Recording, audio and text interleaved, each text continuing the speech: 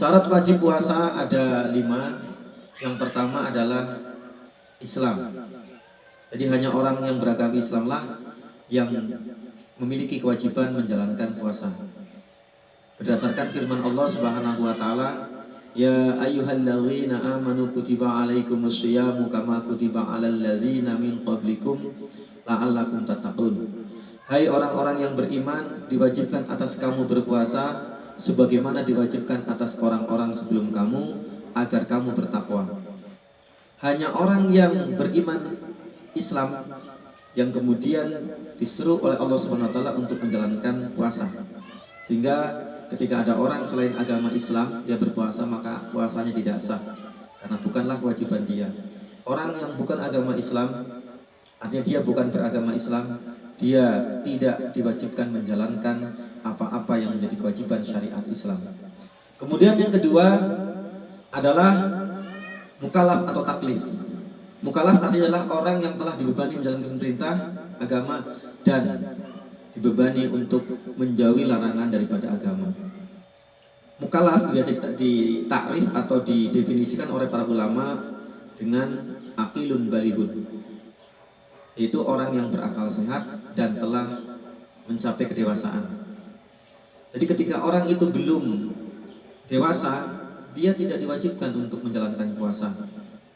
Ketika dia juga tidak berakal, tidak diwajibkan juga berpuasa. Sebagaimana sabda Nabi kita Muhammad SAW, "Rufi'al qalamu an salasatin, anin naimi hatta yastaiqidha, wa anis sohiri hatta yahtalima, wa anil majnuni hatta yaqila." Kolam atau pena catatan amal hamba itu diangkat dari 3 golongan orang.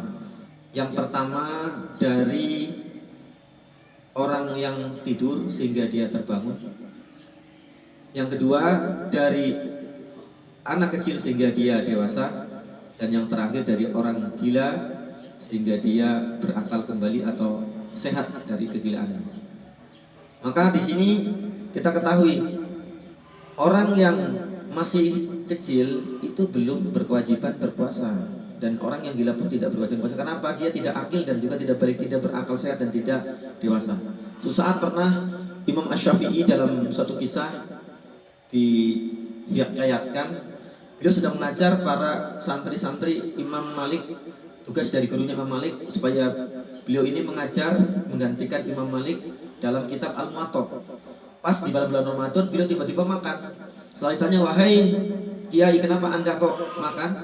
Kemudian beliau menjawab, "Saya ini walaupun sudah pintar akil, tapi saya ini belum dewasa, saya belum balik. Makanya saya makan." Inilah kecerdasan Imam Asy-Syafi'i ketika dia sedang mengajar kitab Muwatta, kemudian dia makan. Padahal dia ini orang yang sudah pintar, tetapi dia belum dewasa. Dia akil dan pintar, tapi dia belum balik.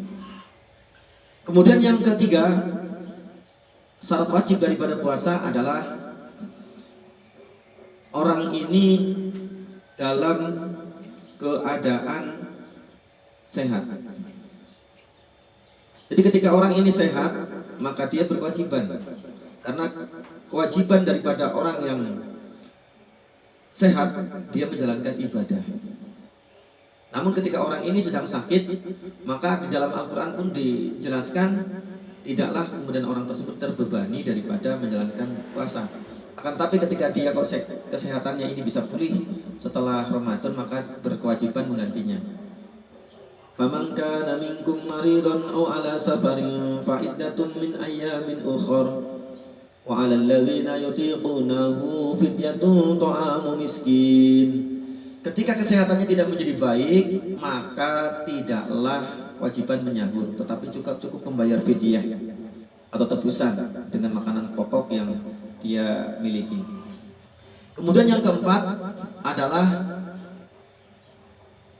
dia itu dalam keadaan mukim atau tidak dalam keadaan bepergian. Jadi kalau orang ini dalam keadaan safar, sebagaimana tadi dalam ayat yang sudah saya kutip, ya, maka di sini orang tersebut tidak berkewajiban puasa, namun dia kelak wajib menggantikannya ketika di luar Ramadan.